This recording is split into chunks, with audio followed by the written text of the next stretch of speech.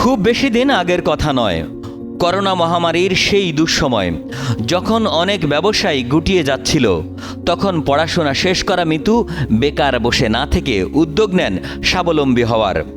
নিজের জমানো টাকা আর স্বর্ণালংকার বিক্রি করে 2020 সালে 5 লাখ টাকা পুঁজি নিয়ে মাত্র 15 জন নারী শ্রমিক ও 12টি মেশিন দিয়ে শুরু করেন লাম ক্রিয়েশন।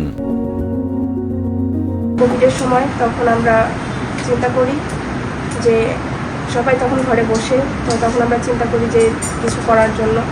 আর যেহেতু আমি ম্যানেজমেন্ট সাবজেক্ট নিয়ে পড়াশোনা করেছি, তো শুরুতে ইচ্ছে ছিল কিছু করার। তো তখন ওই সময়ে আমরা এরকম একটা কারখানার দেখতে পাই। তো আমরা ওটা ভিজিট করার পর আমাদের এটা খুব ভালো লাগে। তো তখনই আমরা এটা নিয়ে ফেসবুক, ইউটিউবে রিসার্চ করি অনেক, যে এটার কাঁচামাল কোথা থেকে আসছে, এটা আমরা কীভাবে ডেভেলপ করতে পারি। তো এইসব রিসার্চ করার পর আমরা এই প্রসঙ্গে আরও 2-3টা কারখানা ভিজিট করি। করার পর আমরা সিদ্ধান্ত নিই যে এটা আমরা করব। মাত্র কয়েক বছরেই মৃত্যুর প্রচেষ্টায় আজ 2টি কারখানায় কাজ করছেন 200 শ্রমিক। চুক্তিভিত্তিক কাজ করছেন আরও 300 নারী।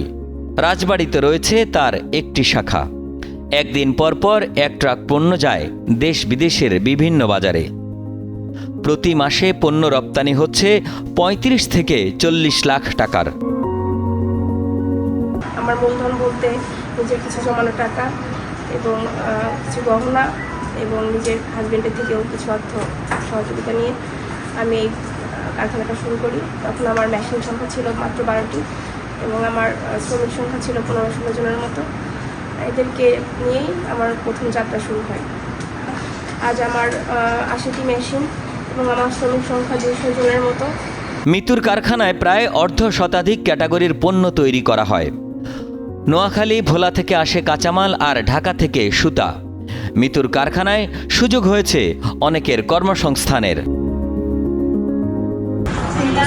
এখানে চাকরি করতেছি, এখানে আমার বেতন 7,500 টাকা। আমি এই টাকা দিয়ে আমার পরিবারের আর্থিক সমস্যাগুলো সমাধান করতে পারতেছি। দিয়ে ম্যাট বানাচ্ছি, অনিকেল বানাচ্ছি, সিলিন্ডার বানাচ্ছি। এখান থেকে কর্ম করে কষ্ট করে বাপ মা খাওয়াচ্ছি, সংসার চালাচ্ছি, ছেলে মেয়ে লেখাপড়া করাতে পারছি।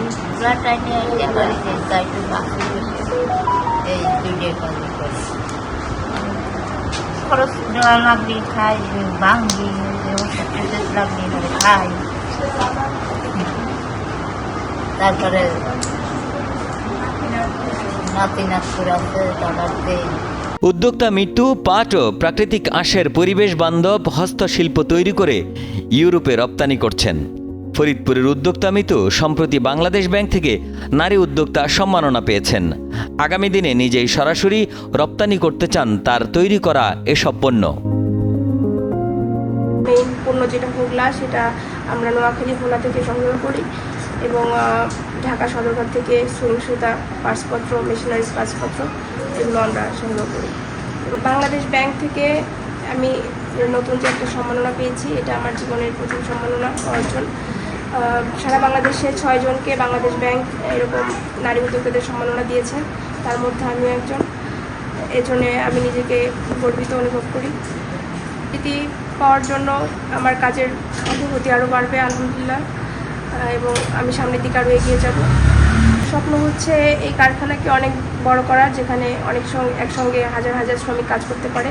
এবং যেহেতু আমরা এখনও এক্সপোর্ট করতে পারি না এবং অন্য কোম্পানির মাধ্যমে এক্সপোর্ট করছি, তো আমাদের ইচ্ছা যে আমরা সরাসরি বাইরের দেশে যাতে পণ্য এক্সপোর্ট করতে পারি এবং প্রতিষ্ঠানকে আরও বড় করতে পারি। এইভাবে স্বল্প সুদের ঋণ সহায়তা যদি আমরা পাই, তাহলে আমরা আরও মহিলা কর্মসংস্থান বা নারী কর্মসংস্থান করতে পারবো এবং অনেক নারীর ক্ষেত্রে আত্মকর্মসংস্থানের সুযোগ হবে। নারী উদ্যোক্তা হিসেবে আমি সফল, এবং যদি কোনো নারী বা কোনো উদ্যোক্তা যদি চাই যে তারা এটা শুরু করবে, তো আমার পক্ষ থেকে সার্বিকভাবে তাদেরকে সাহায্য সহযোগিতা করবে। একজন মিতু প্রমাণ করেছেন সদিচ্ছা ও কঠোর পরিশ্রমে প্রত্যন্ত গ্রামেও গড়ে তোলা যায় বিশ্বমানের শিল্প। তিনি শুধু নিজের ভাগ্যই গড়েননি, গ্রামীণ অর্থনীতি ও নারীর ক্ষমতায়নে রেখেছেন গুরুত্বপূর্ণ ভূমিকা, যা অন্যদের জন্যও অনুকরণীয়।